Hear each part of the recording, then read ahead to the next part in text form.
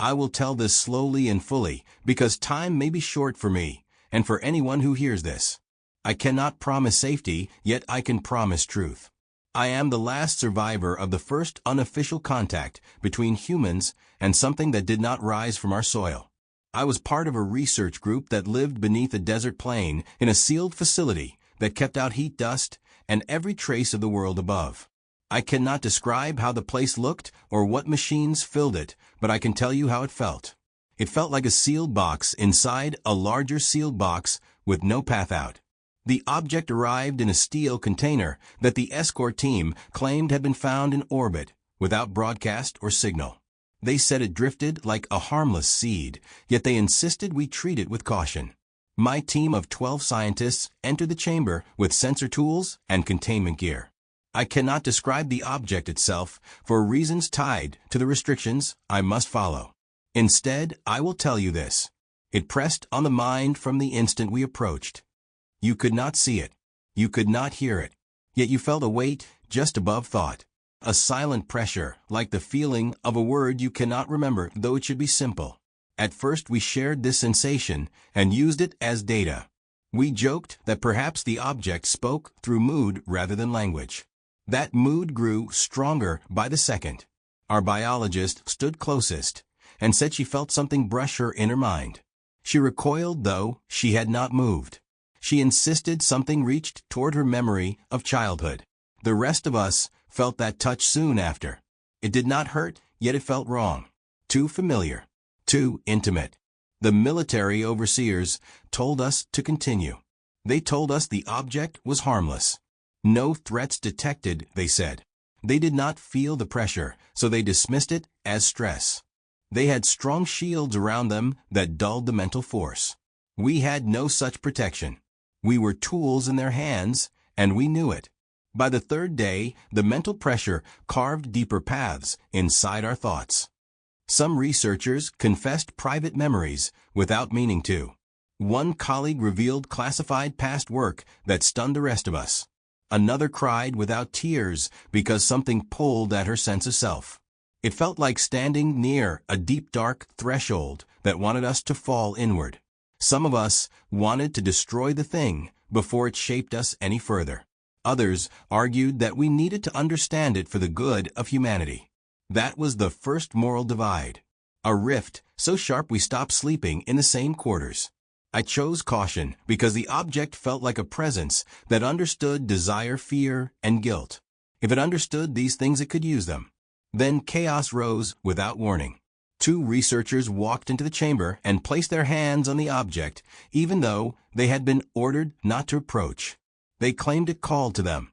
When they touched it, their bodies stiffened to the point that joints refused to bend.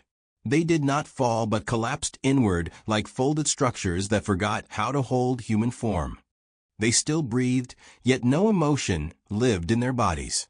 Those who tried to pull them away felt the pressure intensify. Government handlers rushed in. They locked the area and told us this never happened. They tried to contact the main command center, but the signal failed. They insisted it was a malfunction. We knew better.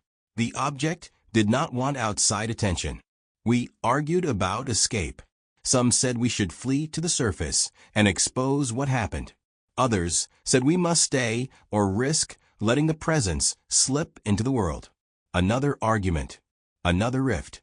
I felt the presence pushing harder, as if it fed on the division between us.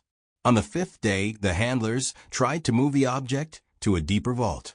The moment they attempted the transfer, 3 soldiers collapsed, and their minds felt hollow from the inside when we checked on them. No marks. No wounds. No explanation. The handlers panicked and sealed the vault with us inside. They claimed it would keep the presence contained. They lied. They just wanted us to be its problem, not theirs. I cannot relay how long the next stretch lasted. Time lost shape. Thoughts drifted. The presence pressed on us until it felt like a second self living beneath the skull. It did not speak. It did not show images. It simply nudged memory and desire and fear with cold precision. I realized it was not asking to be known. It demanded surrender. Our lead physicist offered a plan. He believed that if he focused all of his thoughts on a single strong emotion, he could repel the pressure. He chose hope. He tried to hold it like a shield. The presence crushed it inside him. He fell without breath after that. His body still looked whole, yet his mind dissolved. He died with no outward sign and no final word. Another colleague argued that perhaps the presence only wanted connection, that pushing it away angered it. She attempted to open herself to whatever it wanted. She grew still. Then she smiled in a way that did not belong to any human soul.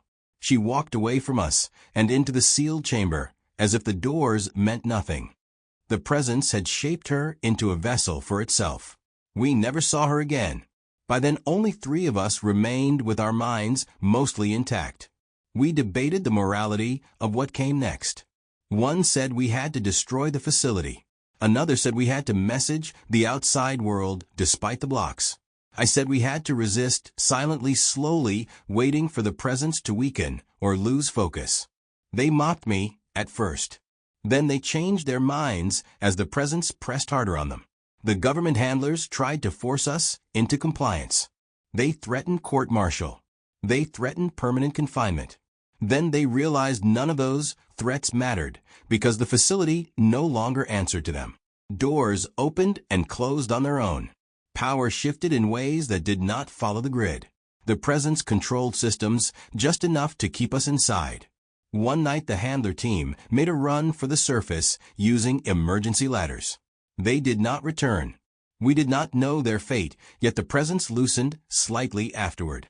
It felt like it removed obstacles from its path. At last I found a method of shielding that the presence could not pierce. Rather than push it away, I embraced the most mundane thoughts I could find. Lists of tasks, procedures, equations without solutions. All dull and simple. It lost interest in me because those thoughts offered no foothold. My 2 remaining colleagues tried to do the same. One succeeded for a while. The other did not. The presence took him gently yet fully. His breathing slowed until it stopped. I knew I had to leave before it noticed my resistance again. I crawled through a maintenance shaft that led toward the surface. My hands scraped raw on metal, but pain helped me keep focus. I climbed for what felt like a day. When I reached open air, the desert greeted me with warm stillness. No chaos, no pressure, no presence. Once outside, I walked until rescue found me. I told officials what had happened. They recorded it, then told me the entire event was classified. They said the object had been destroyed and nothing survived. They said the threat was over. They reassigned me to a recovery ward and forbade me from speaking to anyone. Weeks passed. I felt clean and whole again.